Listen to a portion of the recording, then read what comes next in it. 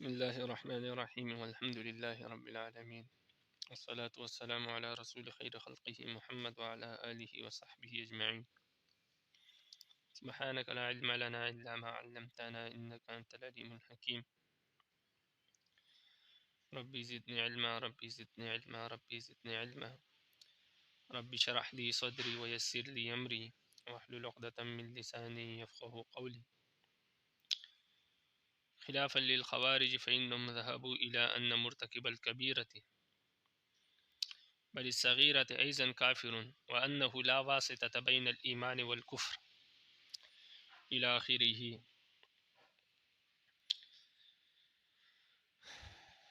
یہ مسئلہ چل رہا تھا کہ آیا گناہ کبیرہ کرنے سے کوئی شخص ایمان سے خارج ہو جاتا ہے یا نہیں ہوتا. تو اہل سنت والجماعت یعنی اہل حق کا یہ عقیدہ ہے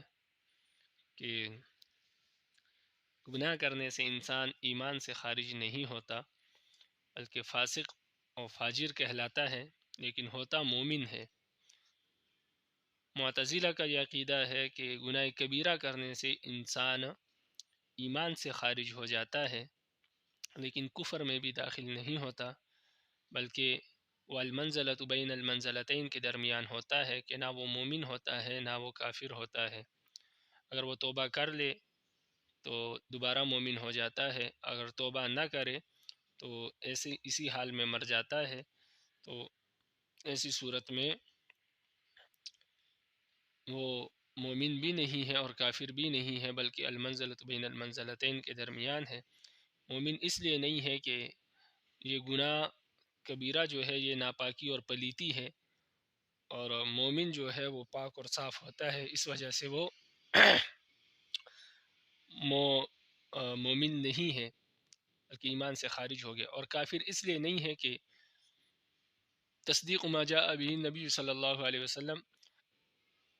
کا نام ایمان ہے، یعنی اس چیز کو ماننا جو نبی علیہ السلام لے کر آئے ہیں، قرآن، حدیث و کلمہ توحید، ان سب چیزوں کو ماننے کا نام ایمان ہے. اور اس شخص نے ان سب میں سے کسی چیز کا انکار نہیں کیا ہے. جب انکار نہیں کیا تو وہ کفر میں داخل نہیں ہوا. کفر کے لیے ضروری ہے کہ ایمان کے انکار کیا جائے، اور ایمان کہتے ہیں تصدیق ما جاء به النبی صلی اللہ علیہ وسلم. نبی علیہ السلام جو بھی لے کر آئے ہیں، جو بھی احکامات لے کر آئے ہیں، ان کا انکار کرے انسان تو کافر ہوتا ہے. تو اس شخص نے انکار بھی نہیں کیا، جب انکار نہیں کیا تو کافر نہیں ہے. اور انکار نہ کرنے کی وجہ سے یہ کافر تو نہیں ہے، لیکن چونکہ گناہ کبیرہ اس نے کیا ہے وہ ناپاکی اور پلیتی ہے، تو لہٰذا ناپاکی اور پلیتی جو ہے وہ ایمان کے ساتھ جمع نہیں ہو سکتی، اس وجہ سے یہ مومن بھی نہیں ہے. تو نہ یہ مومن ہے نہ یہ کافر. یہ معتزلہ کا عقیدہ ہے، اس کی تفصیل پیچھے سبق میں گزر چکی ہے. اب یہاں سے فرماتے ہیں کہ خوارج اس کا اختلاف کرتے ہیں. خوارج کہتے ہیں کہ جب انسان گناہ کبیرہ کا مرتکب ہوتا ہے، یعنی گناہ کبیرہ کرتا ہے، بلکہ گناہ کبیرہ نہیں بلکہ صغیرہ بھی کرتا ہے،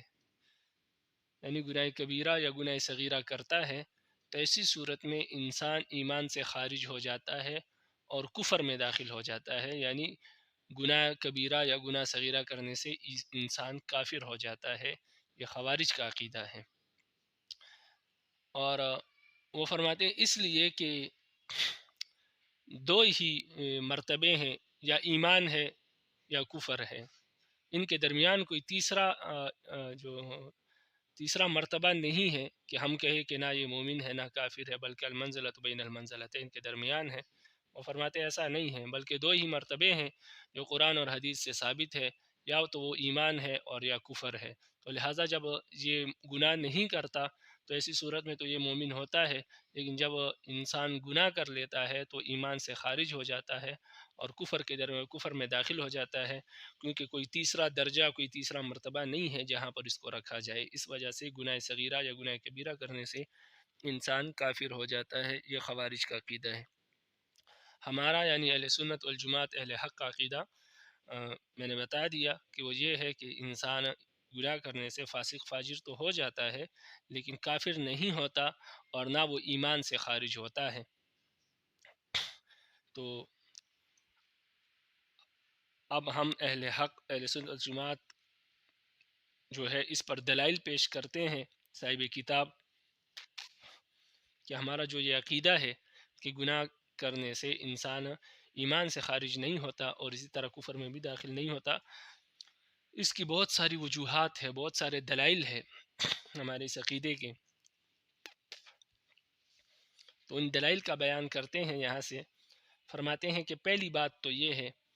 کہ یعنی پہلی دلیل ہماری یہ ہے کہ ایمان کہتے ہیں دل سے اسلام کو ماننے کا نام ایمان ہے۔ نبی علیہ السلام جو احکامات، جو چیزیں قرآن حدیث کلمہ توحید اور اسلام کے دیگر احکامات جتنے بھی ہیں، ان سب کو دل سے ماننے کا نام ایمان ہے۔ تو جب انسان دل سے ان چیزوں کو مان لے تو انسان مومن کہلاتا ہے۔ اب جب دل سے مانتا ہے تو مومن کہلاتا ہے۔ اب کافر تب ہی کہلائے گا یا ایمان سے خارج تب ہی ہوگا جب انسان دل سے ان چیزوں کے انکار کرے یا کوئی ایسا فعل کرے جس سے یہ معلوم ہو کہ یہ شخص جس کو اسلام نے جو ہے کفر قرار دیا ہو، کوئی ایسا فعل کرے جو اس بات کی علامت ہو کہ اس شخص کے دل میں ایمان نہیں ہے، اس نے دل سے نہیں مانا۔ تو فرماتے ہیں کہ ایمان کہتے ہیں دل سے ماننے کو، تو کفر بھی انسان اس کا ایمان سے انسان تب ہی خارج ہوگا جب وہ دل سے انکار بھی کرے۔ باقی جو گناہ ہے تو گناہ تو انسان شہوت کی وجہ سے کرتا ہے یا بعض اوقات غیرت کی وجہ سے کرتا ہے یا بعض اوقات عار کی وجہ سے کوئی اس کو عار دلاتا ہے، تنگ کرتا ہے، اس کی وجہ سے انسان گناہ کر لیتا ہے یا سستی کی وجہ سے کر لیتا ہے۔ اور خاص کر جب انسان کو اس بات کی امید بھی ہو کہ اس کو عذاب کا خوف بھی ہے اور اس کے ساتھ ساتھ اس بات کی امید بھی ہے کہ رب العالمین معاف بھی فرما دیں گے، تو یہ دونوں چیزیں جب انسان کے ساتھ لگی رہتی ہے پھر تو انسان پر شیطان غالب آ جاتا ہے کہ شیطان کہتا ہے کہ چلو معاف، رب العالمین غفور الرحیم ہے، معاف فرما دیں گے، لیکن ساتھ عذاب کا خوف بھی ہوتا ہے۔ تو یہ تو ایمان کی علامت ہے، کیونکہ حدیث میں آتا ہے کہ الایمان بین الخوف والرجاء، ایمان جو ہے وہ خوف اور امید کے درمیان، خوف اور امید کا نام ہے کہ انسان کے دل میں خوف بھی ہو رب العالمین سے کہ اس گناہ پر عذاب ملے گا، اور ساتھ ساتھ یہ امید بھی ہو کہ رب العالمین معاف فرما دیں گے۔ تو اسی طرح کے فرماتے ہیں کہ جب تک انسان دل سے انکار نہ کرے تب تک انسان جو ہے کافر نہیں ہو سکتا، اس وجہ سے کہ جب ایمان نام ہے دل سے ماننے کا تو عدم ایمان یعنی ایمان کا نہ ہونا پھر اس بات پر موقوف ہوگا کہ انسان دل سے انکار کرے، کیونکہ دل سے ماننے کا نام ایمان ہے تو دل سے انکار کرنے کے نام جو ہے وہ کفر ہوگا، یا ایمان سے خارج ہونے کے لیے دل سے انکار کرنا بھی ضروری ہوگا۔ جس طرح ایمان میں داخل ہونے کے لیے دل سے اقرار کرنا ضروری ہے، اس طرح خارج ہونے کے لیے دل سے انکار کرنا بھی ضروری ہے۔ باقی جب تک انسان دل سے اقرار کرتا رہتا ہے اور دل سے انکار نہیں کرتا، بلکہ صرف وہ گناہ کبیرہ پر جو ہے گناہ کبیرہ کا ارتکاب کرتا ہے، تو اس سے انسان ایمان سے خارج نہیں ہوتا، اس لیے کہ اس نے دل سے جو اقرار کیا تھا اس گناہ کرنے سے اس پر کوئی فرق نہیں آیا۔ یہ گناہ اس نے اس وجہ سے نہیں کیا کہ اس کے دل میں جو ایمان ہے وہ کمزور پڑ گیا ہے، اس وجہ سے نہیں کیا، بلکہ گناہ تو اس وجہ سے اس نے کیا کہ اس پر شہوت غالب آ گئی، یا اس کو غیرت آ گئی ہے، یا کسی نے اس کو ننگ اور عار دلائی ہے، یا سستی کی وجہ سے کر لیتا ہے، تو اس وجہ سے گناہ کیا اس نے۔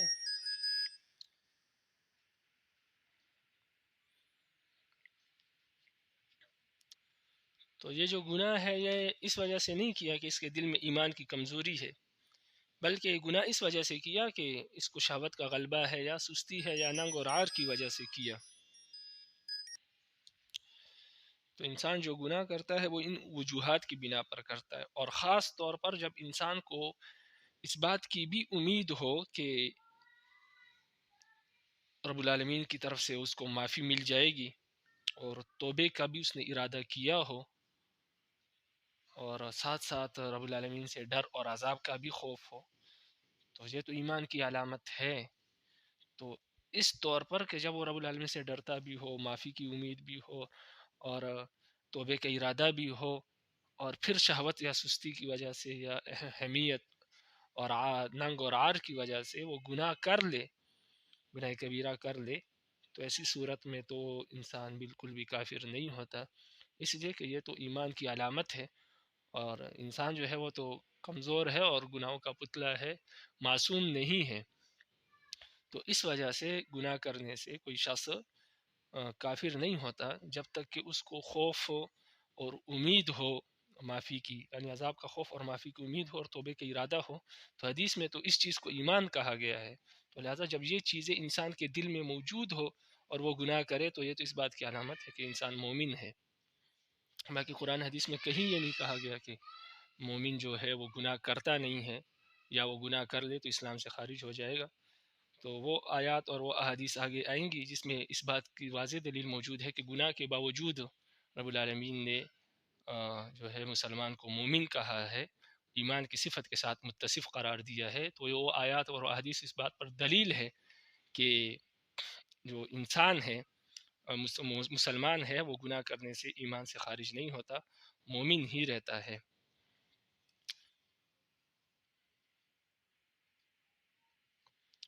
باقی ہاں اتنی بات ضرور ہے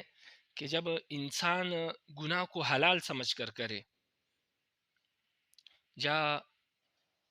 حقارت کی وجہ سے کرے، کسی چیز کی توہین کرے، اسلامی شعائر میں سے کسی چیز کی توہین کرے، یا کوئی ایسا کام کرے جس کو شریعت نے کفر کی علامت قرار دیا ہو، انکار کی علامت قرار دیا ہو، یعنی کوئی ایسا گناہ کرے جس کو شریعت نے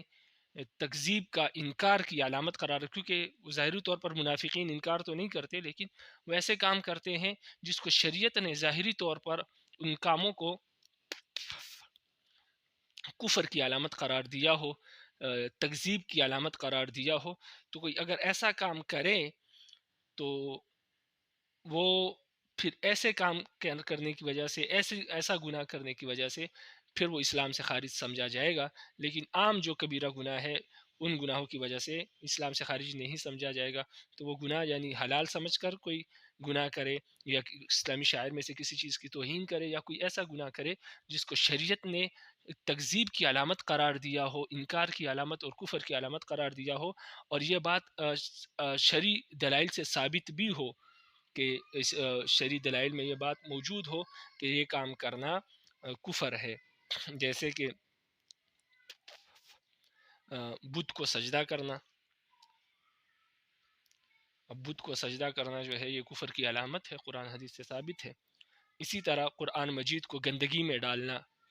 اب گندگی میں جو شخص قرآن مجید کو پھینکے گا تو لازمی بات ہے کہ یہ گناہ ہے، لیکن یہ ایسا گناہ ہے جو کفر کی علامت ہے، کیونکہ کوئی مسلمان آدمی یہ نہیں کر سکتا جس کے دل میں ایمان ہو۔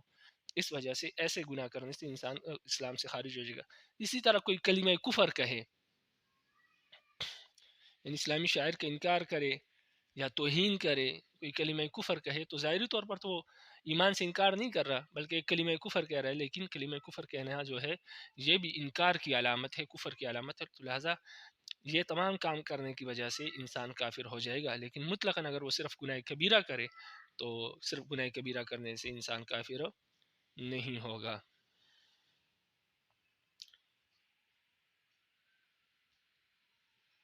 تو جب یہ بات ہے کہ انسان کوئی گناہ کرے، کوئی ایسا گناہ جو تکذیب کی علامت ہے یا کفر کی علامت ہو، تو وہ گناہ کرنے سے انسان کافر ہو جاتا ہے۔ تو اس سے وہ بات اور وہ مسئلہ بھی حل ہو گیا کہ جو بعض لوگوں نے کہا ہے کہ، یعنی بعض لوگوں نے معتزلہ یا خوارج کو یہ دلیل دی ہے کہ ایمان کہتے ہیں تصدیق قلبی کا اور اقرار باللسان کا نام ہے،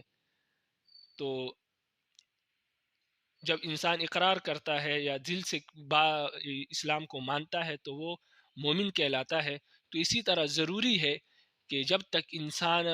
دل سے انکار نہ کرے اور زبان سے انکار نہ کرے ایمان کا، تب تک وہ انسان کافر نہیں ہوتا. بے شک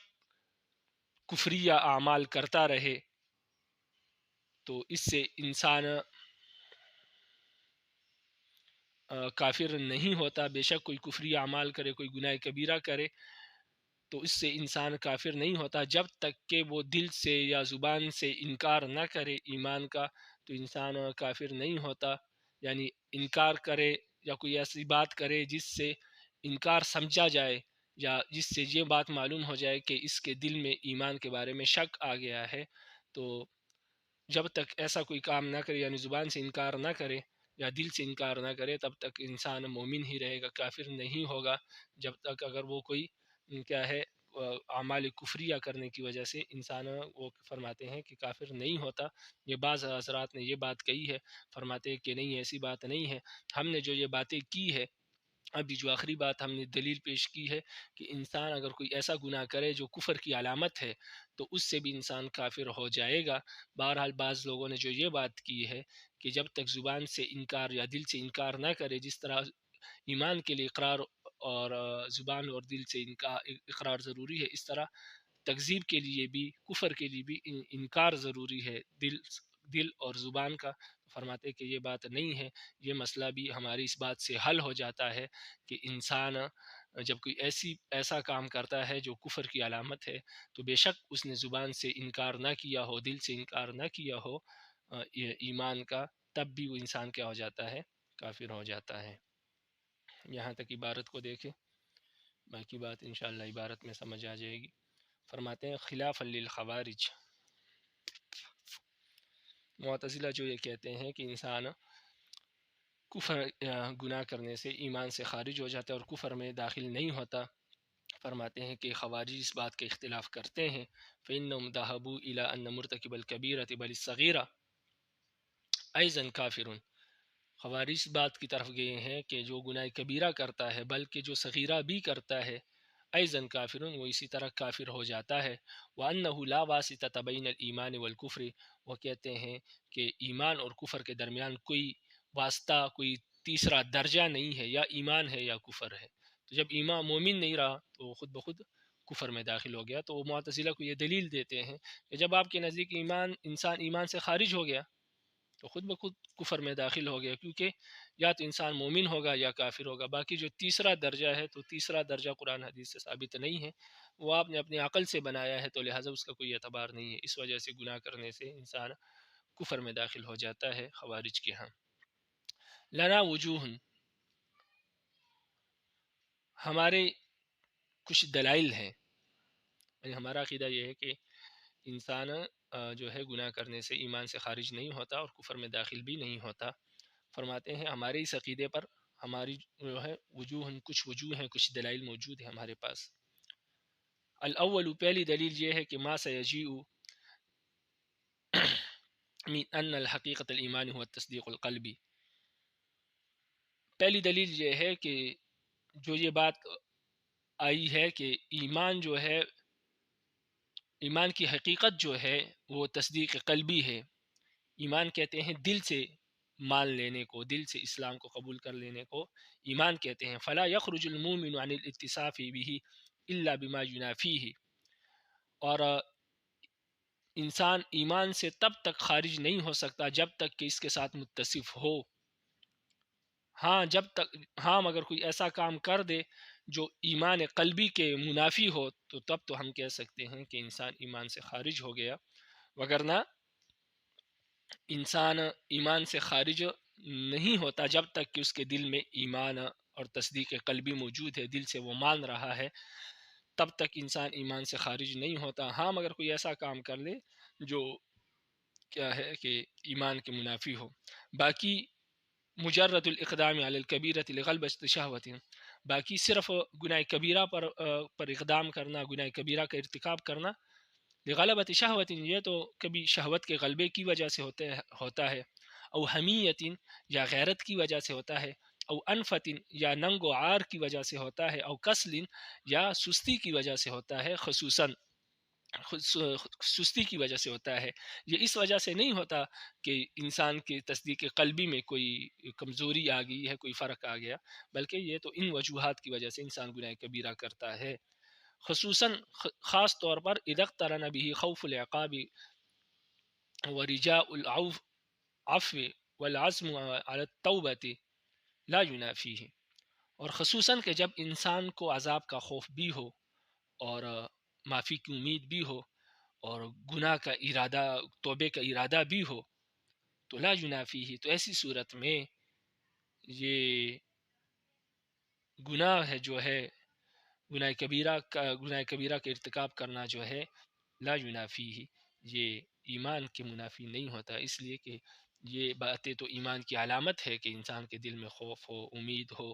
معافی کی اور توبے کا ارادہ ہو. تو جب یہ اس خاص طور پر یہ باتیں دل میں ہو اور انسان گناہ کرے تو ایسی صورت میں تو انسان بالکل بھی کافر نہیں ہوتا، اس لیے کہ یہ باتیں تو ایمان کی علامت ہے. نعم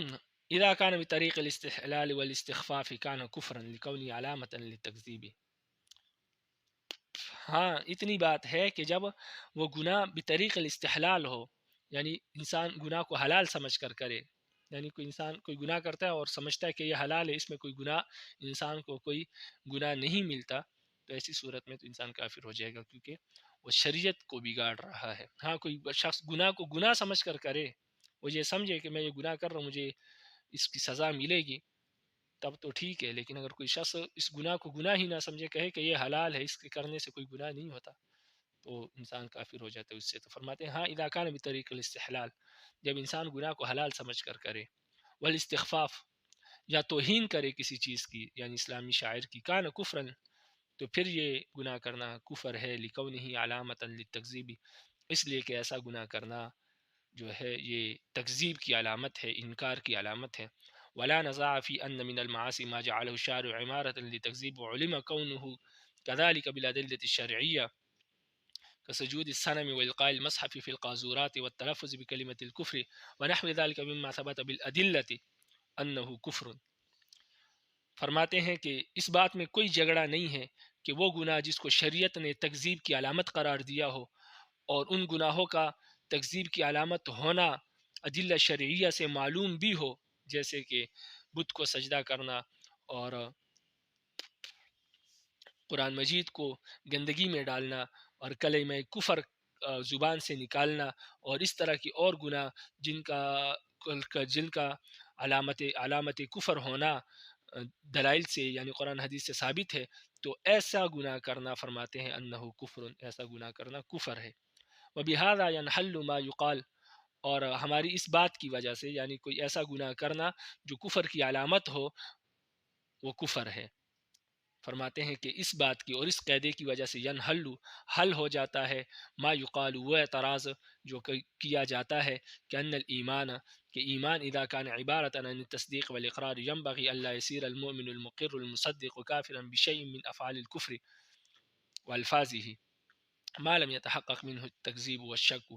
فرماتے ہیں کہ جب ایمان نام ہے تصدیق کرنے کا اور اقرار کرنے کا، یعنی تصدیق قلبی کا اور زبان سے اقرار کرنے کا، تو پھر واجب ہے، یعنی مناسب ہے کہ انسان مومن جو اقرار کرتا ہے، تصدیق کرتا ہے دل سے ایمان کا، وہ کافر نہ ہو. تو پھر واجب ہے کہ وہ مومن جو دل سے زبان سے اقرار کرتا ہے اور دل سے تصدیق کرتا ہے، وہ کافر نہ ہو کسی افعال کفر کرنے کی وجہ سے یا کلمہ کفر کہنے کی وجہ سے، جب تک کہ اس سے کوئی ایسی بات ثابت نہ ہو جائے جس سے تکذیب ثابت آتی ہو یا ایمان میں شک لازم آتا ہو. تو صرف کلمہ کفر کہنے سے یا افعال کفر کرنے کی وجہ سے وہ کافر نہیں ہوگا. اس لیے کہ جس طرح تصدیق قلبی ضروری ہے ایمان کے لیے، تو اسی طرح انکار قلبی اور انکار لسانی یہ ضروری ہے کفر کے لیے. تو بعض لوگوں نے جو یہ بات کہی، فرماتے ہیں کہ یہ بات بھی حل ہو گئی، اس بات کا جواب بھی ہو گیا ہماری اس بات سے کہ شریعت نے جن باتوں کو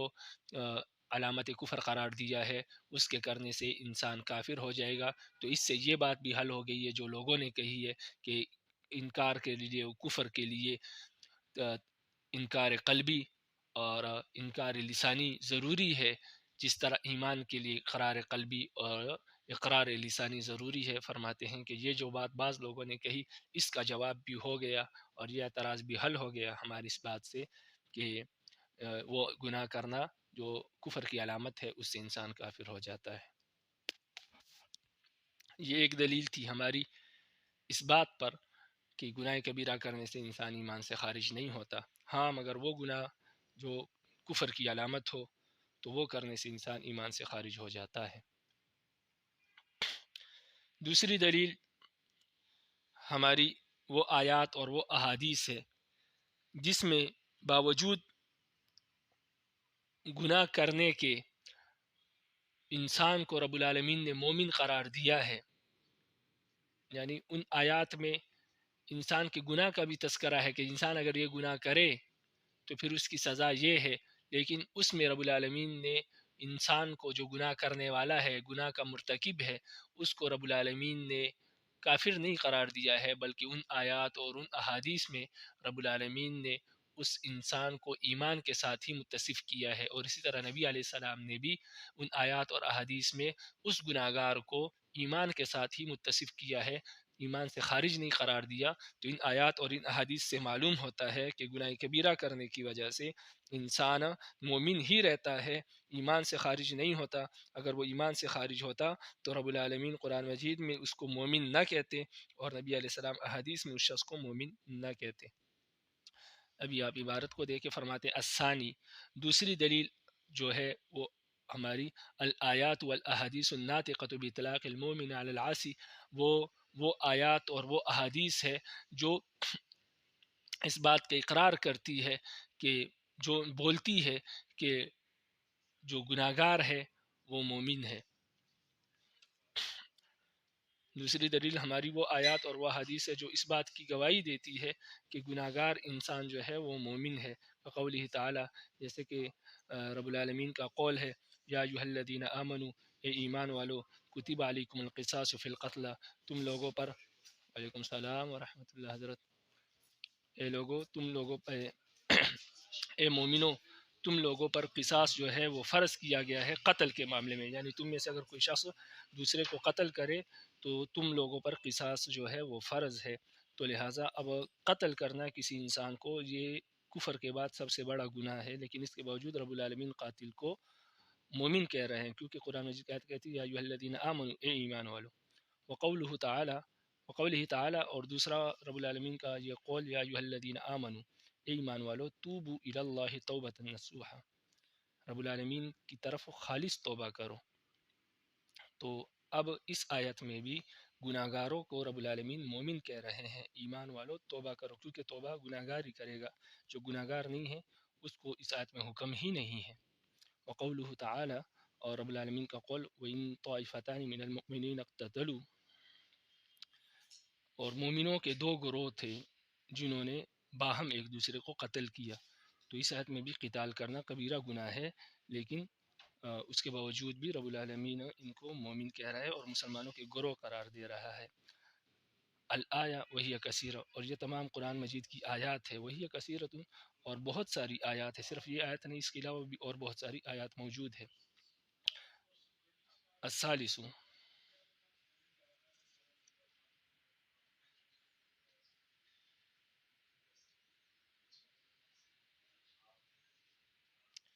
تیسری دلیل ہماری جو ہے وہ امت کا اجماع ہے،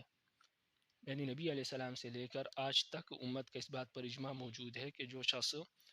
مسلمانوں میں سے، یعنی اہل قبلہ میں سے، یعنی جو ہمارے قبلے کی طرف منہ کر کے نماز پڑھتے ہیں، اگر وہ شخص بغیر توبہ کے مر جائے تو اس کے لیے دعا کی جائے گی، استغفار کیا جائے گا، باوجود اس کے کہ آپ کو علم ہو کہ یہ شخص گناہ کبیرہ میں کا مرتکب تھا اور اس کے ارتکاب کرتا تھا، اس کے باوجود امت کا اجماع ہے اس بات پر کہ اس شخص کے لیے دعا، نماز جنازہ اور استغفار کیا جائے گا، باوجود اس کے کہ امت کے اس بات پر اتفاق ہے کہ یہ غیر مومن کے لیے جائز نہیں ہے، غیر مومن کا جنازہ بھی نہیں ہوگا اور اس کے لیے دعا مغفرت کرنا اور استغفار کرنا بھی جائز نہیں ہے۔ تو اگر یہ شخص گناہ کرنے سے ایمان سے خارج ہوتا تو پھر امت کبھی بھی اس شخص کے لیے جو ہے نماز جنازے کی اجازت نہ دیتی اور استغفار نہ کرتی۔ اس لیے کہ یہ غیر مومن کے لیے جائز نہیں ہے۔ تو امت کے اس بات پر اجماع ہونا کہ جو شخص گناہ کبیرہ کا مرتکب ہے اس کے لیے دعا بھی کی جائے، نماز جنازہ بھی پڑھا جائے اور استغفار بھی کیا جائے، اس بات کی دلیل ہے کہ گناہ کبیرہ کرنے سے انسان ایمان سے خارج نہیں ہوتا اور کفر میں اسی طرح کفر میں بھی داخل نہیں ہوتا۔ عبارت کو دیکھے فرماتے الثالث، تیسری دلیل یہ ہے کہ اجماع الامت من عصر النبی علیہ السلام الی یومنا ھذا بالصلاۃ، کہ امت کا اجماع ہے نبی علیہ السلام کے زمانے سے لے کر الی یومنا ھذا، ہمارے اس دور تک، اس بات پر کہ بالصلاۃ علی من مات من اہل القبلہ، کہ جو شخص اہل قبلہ میں سے فوت ہو جائے گا اس کی نماز جنازہ پڑھی جائے گی، من غیر توبۃ، بے شک وہ بغیر توبہ کے مرا ہو، والدعاء والاستغفار، اسی طرح اس کے لیے دعا کی جائے گی، استغفار کیا جائے گا، لہم، ان لوگوں کے لیے جو بغیر توبہ کے مر گئے، مع العلم، باوجود اس بات کا علم ہو کہ بارتکابہم الکبائر، کہ وہ گناہ کبیرہ کا، وہ لوگ گناہ کبیرہ کے ارتکاب کرتے تھے، اس کے باوجود ان کے لیے دعا اور استغفار امت کہتی ہے کہ ضرور کیا جائے گا، بعد الاتفاق علی ان ذلک لا یجوز لغیر المؤمن، باوجود اس کے کہ اس پر امت کا اتفاق ہے کہ غیر مومن کے لیے جو ہے، غیر مومن کے لیے جو ہے گناہ جو نماز جنازہ پڑھنا، دعا کرنا اور استغفار کرنا جائز نہیں ہے۔ تو اگر اس شخص کے لیے امت کرتی ہے تو اس کا مطلب یہ ہے کہ گناہ کبیرہ سے انسان ایمان سے خارج نہیں ہوتا اور کفر میں داخل نہیں ہوتا۔ تو تیسری دلیل ہماری اجماع ہے۔ واحتجت المعتزلة بوجہین، اور معتزلہ جو ہے انہوں نے انہوں نے دو دلیلیں پیش کی ہیں۔ واحتجت المعتزلة بوجہین، معتزلہ نے جو دلیل پکڑی ہے وہ دو وجہ سے ہیں، یعنی ان کی دو دلیلیں ہیں۔ پہلی دلیل ان کی الاول، پہلی دلیل ان کی یہ ہے کہ ان الامت بعد اتفاق على ان مرتکب الکبیرۃ فاسق، مرتکب کبیرہ جو ہے وہ فاسق ہے۔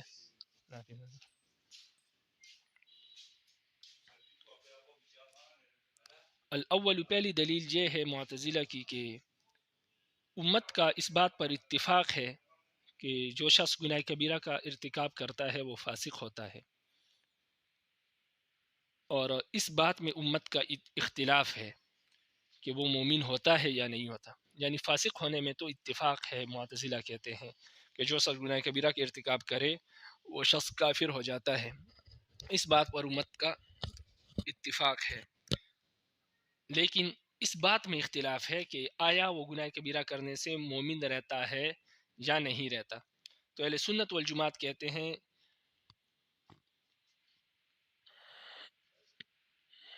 کہ وہ مومن رہتا ہے،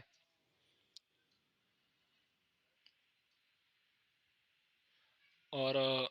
خوارج کہتے ہیں کہ وہ کافر ہو جاتے ہیں، وہ کافر ہو جاتا ہے، اور حسن بصری رحمہ اللہ فرماتے ہیں کہ وہ شخص منافق ہو جاتا ہے۔ تو اب اگر آپ دیکھیں، معتزلہ کہتے ہیں کہ دیکھو کہ گناہ کبیرہ کرنے سے انسان فاسق ہو جاتا ہے، اس میں تو کسی کے اختلاف نہیں ہے، سب کہتے ہیں کہ فاسق ہو جاتا ہے۔ پھر مومن ہونے میں اختلاف ہے، اہل سنت والجماعت کہتے ہیں کہ وہ مومن ہوتا ہے، رہتا ہے، خوارج کہتے ہیں کہ کافر ہو جاتا ہے، اور منافق کہتے ہیں کہ، اور حسن بصری رحمہ اللہ کہتے ہیں کہ وہ شخص منافق ہو جاتا ہے۔ تو فرماتے ہیں کہ ہم اس بات کو لیتے ہیں کہ جو متفق علیہ ہے، اس پر سب کا اتفاق ہے، کیونکہ یہ شریعت کا قاعدہ ہے کہ اختلاف سے بچنا ضروری ہے، کہ جہاں پر مسئلے میں اختلاف آ جائے اور بچنے کی کوئی صورت ہو، کوئی ایسا راستہ ہو کہ اگر اس کو اختیار کیا جائے تو اختلاف ختم ہو جائے، تو آپ نے اس راستے کو اختیار کرنا ہے۔ تو معتزلہ کہتے ہیں کہ دیکھو ہم نے تو اس راستے کو اختیار کیا جس میں اتفاق ہے، اور وہ ہے اس شخص کا فاسق ہونا، تو ہم کہتے ہیں کہ وہ شخص فاسق ہے، یعنی نہ مومن ہے اور نہ کافر ہے، بلکہ وہ فاسق ہے، اور یہ المنزلۃ بین المنزلتین ہے کہ نہ وہ مومن ہے نہ وہ کافر ہے، بلکہ وہ کیا ہے،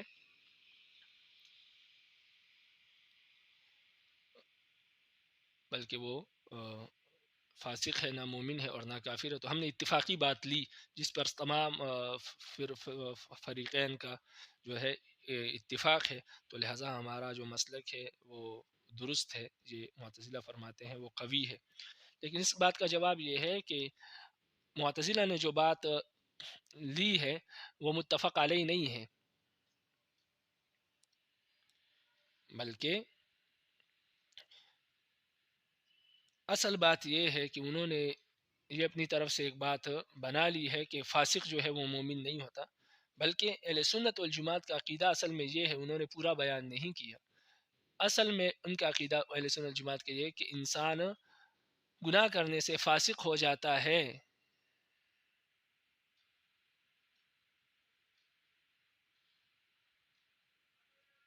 لیکن مومن بھی رہتا ہے، اور کافر اور منافق نہیں ہوتا۔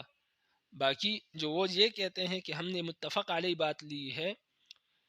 تو متفق علیہ بات انہوں نے نہیں لی، اس لیے کہ ان کا عقیدہ یہ ہے کہ انسان ایمان سے خارج ہو جاتا ہے اور فاسق ہوتا ہے، تو لہٰذا اس بات پر کسی کا اتفاق نہیں ہے کہ گناہ کبیرہ کرنے سے انسان ایمان سے خارج ہو جاتا ہے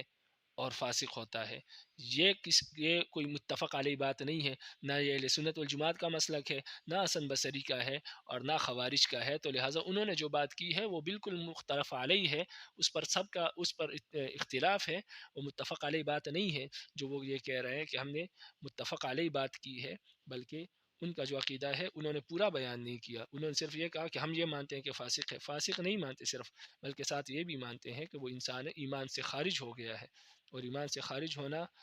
اس بات کو ماننا، یہ جو ہے کیا ہے،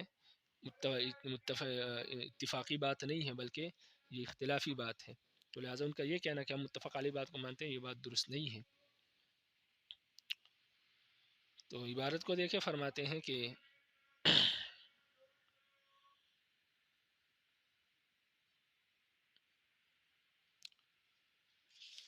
محتجت المعتزلۃ بوجہین، معتزلہ نے جو دلیل پکڑی ہے وہ دو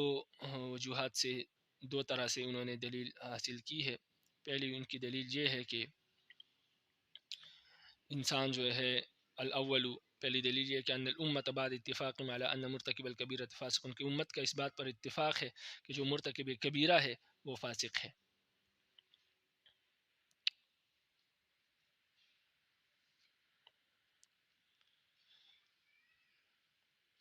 اختلفوا، فاسق ہونے میں تو اتفاق ہے، وہ فرماتے ہیں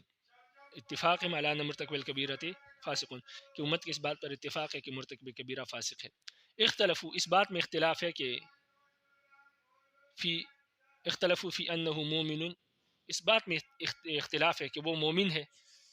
وہ مذہب اہل سنت والجماعت، یہ تو اہل سنت والجماعت کا مسلک ہے، او کافر، یا کافر ہے، وہ قول الخوارج، اور یہ خوارج کا مسلک ہے، او منافق، یا یہ وہ منافق ہے، وہ قول الحسن البصری، یہ حسن بصری کا جو ہے مسلک ہے۔ یعنی اس بات میں اختلاف ہے کہ وہ مومن ہے یا کافر ہے یا منافق ہے، کیا ہے، تو اس بات میں اختلاف ہے، فاسق ہونے میں اتفاق ہے، تو فرماتے فاخرنا بالمتفق علیہ، تو ہم نے متفق علیہ بات لے لی، یعنی وہ فاسق ہے، وترکنا المختلف فی، اور جو اختلافی بات تھی کہ وہ مومن ہے، کافر ہے یا منافق ہے، کیا ہے، وہ ہم نے چھوڑ دی ہے۔ قلنا، ہم اس کا جواب یہ دیتے ہیں کہ آپ کا عقیدہ صرف یہ نہیں ہے کہ ہوا فاسق، کہ وہ فاسق ہے، بلکہ آپ کا پورا عقیدہ یہ ہے کہ آپ کہتے ہیں کہ ہوا فاسق، وہ فاسق ہے، لیس بمومن ولا کافر ولا منافق، نہ وہ مومن ہے، نہ کافر ہے، نہ منافق ہے۔ آپ کا اصل عقیدہ یہ ہے، آپ کا صرف یہ عقیدہ نہیں ہے کہ وہ فاسق ہے، اگر صرف آپ کا یہ عقیدہ ہوتا کہ وہ فاسق ہے، باقی کوئی فرق نہیں آیا، گناہ سے صرف فسوق آیا ہے، جس طرح اہل سنت والجماعت کا مسلک ہے، تو پھر تو یہ بات درست ہوتی کہ ہم نے متفق علیہ بات کو لے لی، بلکہ متفق علیہ بات تو اہل سنت والجماعت لیتے ہیں، اس لیے کہ گناہ کرنے سے فاسق ہو گیا، فاسق ہونے میں سب کا اتفاق ہے، باقی ایمان سے خارج ہوا یا نہیں ہوا اس میں اختلاف ہے، تو لہٰذا جس طرح پہلا تھا اسی طرح رہنے دے، یعنی پہلے بھی مومن تھا، اب بھی مومن ہے، تو یہ اہل سنت والجماعت اتفاقی بات لیتے ہیں۔ باقی آپ نے جو بات لی تو آپ پورا عقیدہ بیان کریں، آپ کا عقیدہ اصل میں یہ ہے کہ وہ فاسق، وہ فاسق ہے، لیس بمؤمن، نہ مومن ہے، ولا کافر، نہ کافر ہے، ولا منافق، اور نہ منافق ہے۔ تو یہ تو ان کی دلیل کا ایک جواب ہو گیا کہ وہ کہتے ہیں کہ وہ فاسق ہے، نہ مومن ہے، نہ کافر ہے، نہ منافق ہے، تو یہ اتفاقی بات نہیں ہے، یہ اختلافی بات ہے۔ والجواب، اور اہل سنت والجماعت کا دوسرا جواب یہ ہے کہ ان هذا احداث للقول المخالف لما جمع عليه السلف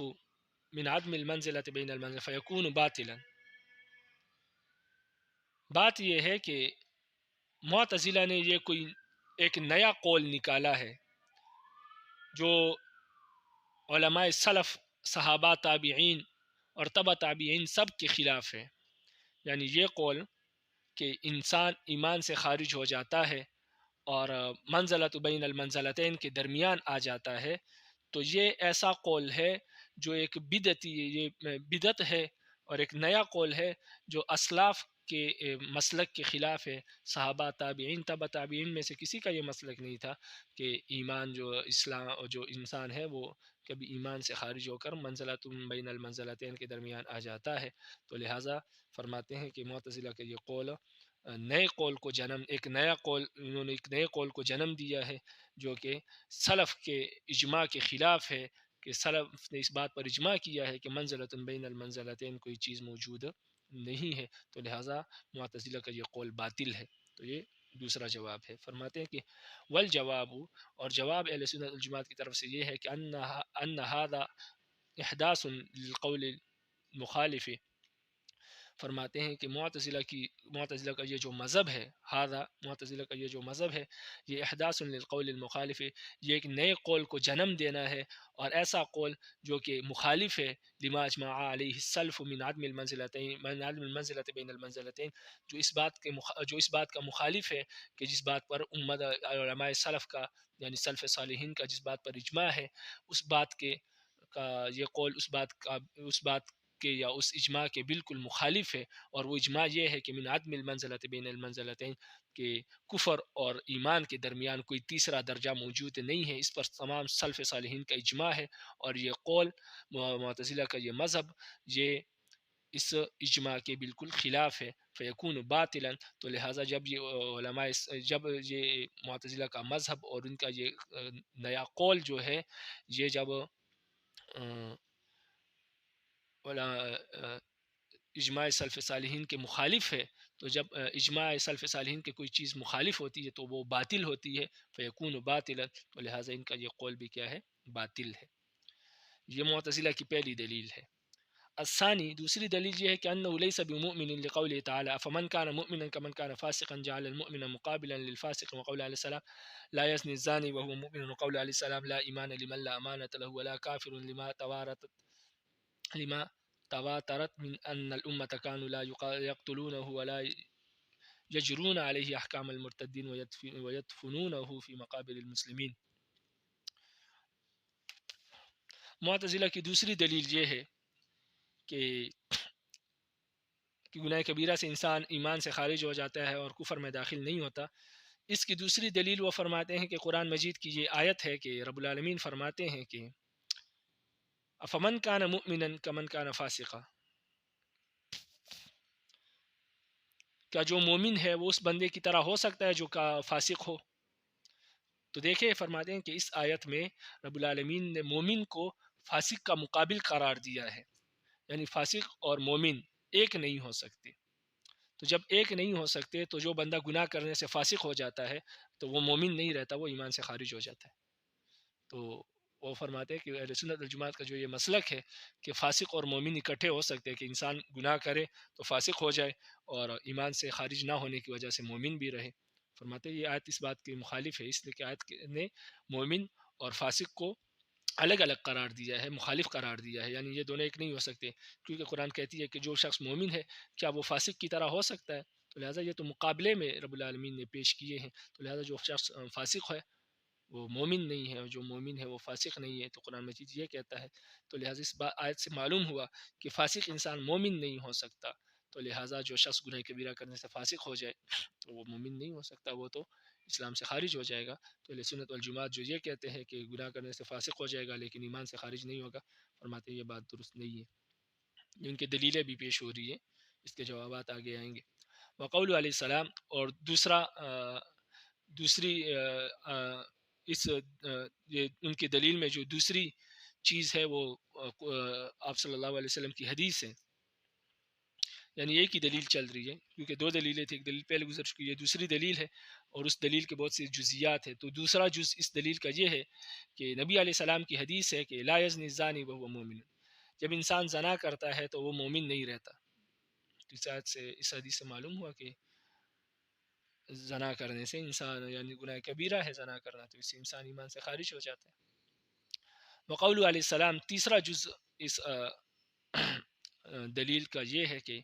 نبی علیہ السلام کا قول ہے کہ لا ایمان لمن لا امانت لہ،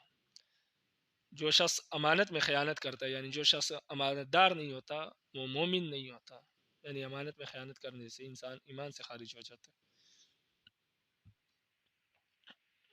یہ تیسرا جز ہے۔ ولا کافر، اور فرماتے ہیں کہ انسان گناہ کبیرہ کرنے سے ایمان سے خارج بھی نہیں ہوتا، یعنی کافر بھی، ایمان سے خارج ہو کر کافر بھی نہیں ہوتا، یعنی صرف ایمان سے خارج ہوتا ہے لیکن کافر بھی نہیں ہوتا، یہ معتزلہ کہتے ہیں۔ اور اس بات پر دلیل یہ ہے، یعنی اس بات پر دلیل کہ وہ شخص کافر نہیں ہوتا، صرف ایمان سے خارج ہوتا ہے، اس بات کی دلیل یہ ہے کہ امت سے یہ بات تواتر کے ساتھ ثابت ہے کہ امت،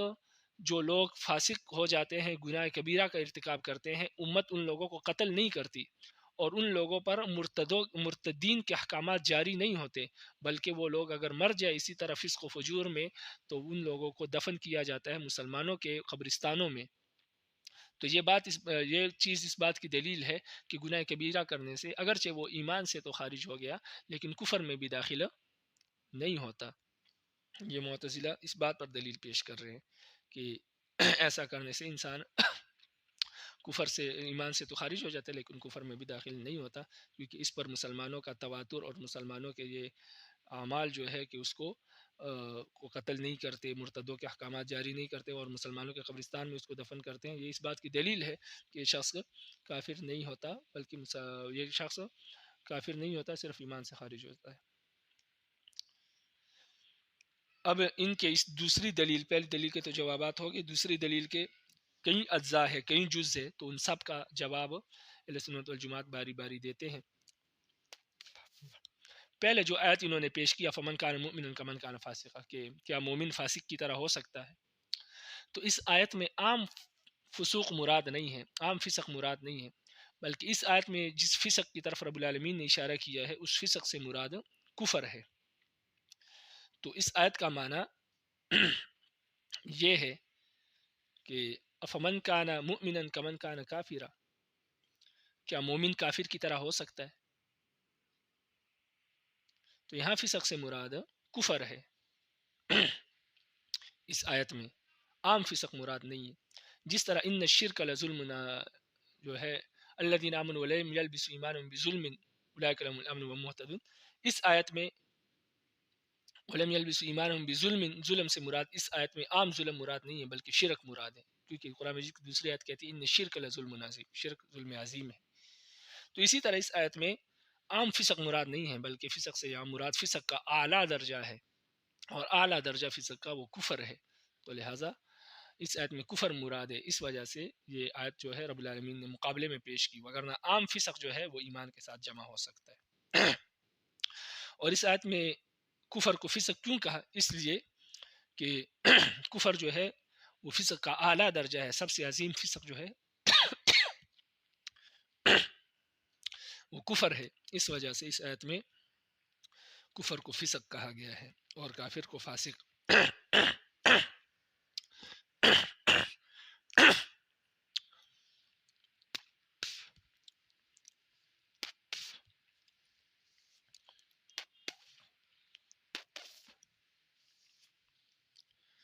اللہ اکبر۔ باقی جو احادیث پیش کی گئی ہے دوسری دلیل میں، تو فرماتے ہیں کہ یہ جو احادیث دوسری دلیل میں پیش کی گئی ہے یہ اصل میں مبالغے پر اور زجر و توبیخ پر جو ہے وہ کیا ہے محمول ہے، کہ اس آیت میں آپ صلی اللہ علیہ وسلم مسلمانوں کو، مومنین کو ڈرا رہے ہیں کہ ایسا کام کرنا گویا کہ کفر کے مترادف ہے، یعنی اس میں اتنی سختی ہے، اس میں اتنا بڑا عذاب ہے جیسے کہ کافر کو ہوتا ہے، تو لہٰذا رب العالمین آپ صلی اللہ علیہ وسلم مسلمانوں کو ڈرا رہے ہیں۔ یہاں سے مراد ظاہری معنی مراد نہیں ہے، اور یہ حدیث جو ہے ظاہری معنی پر محمول نہیں ہے،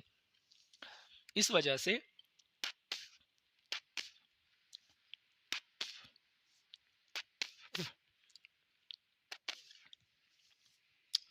اس کی دلیل کہ یہ احادیث جو یہاں پر بیان ہوئی ہے یہ ظاہری معنی پر محمول، ظاہری معنی مراد نہیں ہے یا ظاہری معنی پر محمول نہیں ہے، بلکہ اس سے مراد زجر و توبیخ ہے۔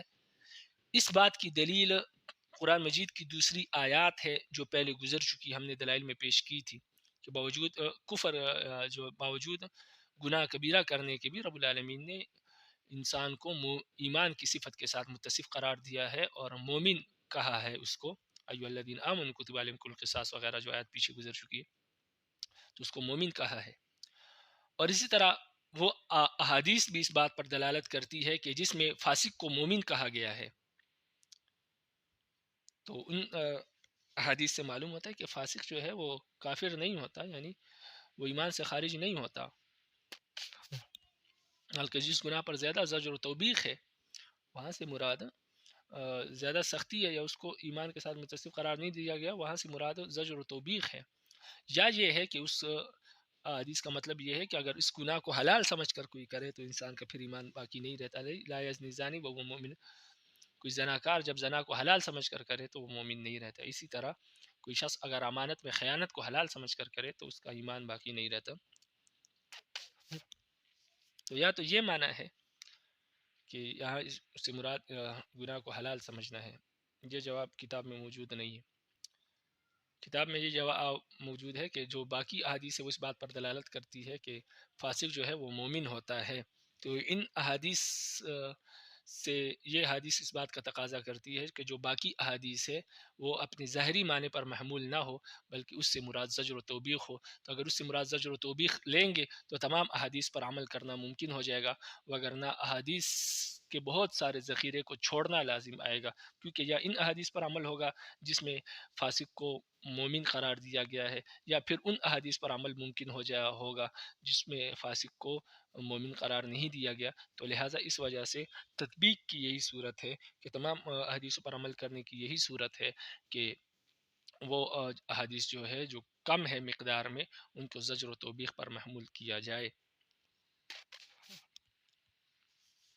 تو ان حدیث میں سے ایک حدیث جس میں فاسق کو مومن قرار دیا گیا ہے، صرف ایک حدیث صاحب کتاب نے یہاں پر پیش کی ہے، اور وہ حدیث یہ ہے کہ ابو ذر رضی اللہ تعالیٰ عنہ ایک مرتبہ نبی علیہ السلام کے ساتھ نبی علیہ السلام کے پاس آئے اور نبی علیہ السلام نے سفید کپڑے پہنے ہوئے تھے، سوئے ہوئے تھے، تو نبی علیہ السلام جاگے اور فرمایا کہ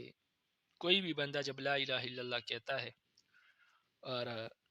پھر اسی کلمے پر اس کی موت آ جاتی ہے، یعنی اس کلمے کا انکار نہیں کرتا بلکہ اس کلمے کا اقرار اور تصدیق قلبی کے ساتھ اس کی وفات ہو جاتی ہے، یعنی اپنی زندگی میں اس کلمے سے انکار نہیں کرتا، انحراف نہیں کرتا، تو اگر وہ شخص لا الہ الا اللہ صرف اس نے لا الہ الا اللہ کہا ہو اور پھر اس کے بعد اس کا انکار نہ کیا ہو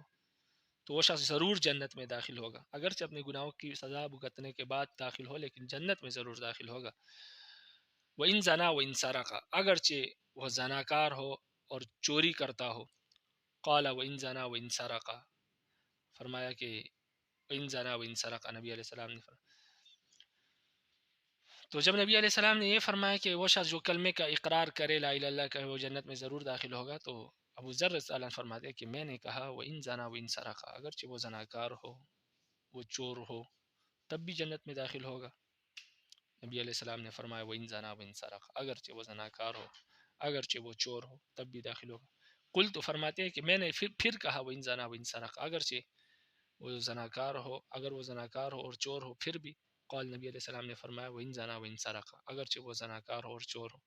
فرماتے ہیں کہ قلت میں نے پھر کہا، یعنی تیسری مرتبہ میں نے کہا وَإِن زَنَا وَإِن سَرَقَ، اگرچہ وہ زناکار ہو، وہ چور ہو، یعنی یہ بار بار یہ پوچھ رہے تھے کہ ان گناہوں کے باوجود بھی انسان جنت میں داخل ہوگا اور مومن ہی رہے گا۔ تو نبی علیہ السلام نے آخر میں فرمایا، قال نبی علیہ السلام نے فرمایا وَإِن زَنَا وَإِن سَرَقَ عَلَى رَغْمِ أَنْفِ أَبِي ذَرٍ، اگرچہ وہ زناکار ہو اور چور ہو اور ابو ذر کی ناک خاک آلود ہو، یعنی اگر ابو ذر کو یہ بات بہت بھی ناگوار لگتی ہے، بہت بھی بری لگتی ہے کہ وہ انسان ان گناہوں کے باوجود جنت میں کیوں داخل ہوگا، تو اس کے باوجود بھی وہ جنت میں داخل ہوگا۔ آپ کے ناگوار سمجھنے سے یا آپ کے برا سمجھنے سے اس پر کوئی فرق نہیں پڑے گا، وہ شخص ضرور جنت میں داخل ہوگا۔ تو اس حدیث سے معلوم ہوتا ہے کہ بڑے سے بڑا گناہ کرنے سے بھی جب کہ وہ کفر کی علامت نہ ہو انسان ایمان سے خارج نہیں ہوتا اور کفر میں داخلہ نہیں ہوتا۔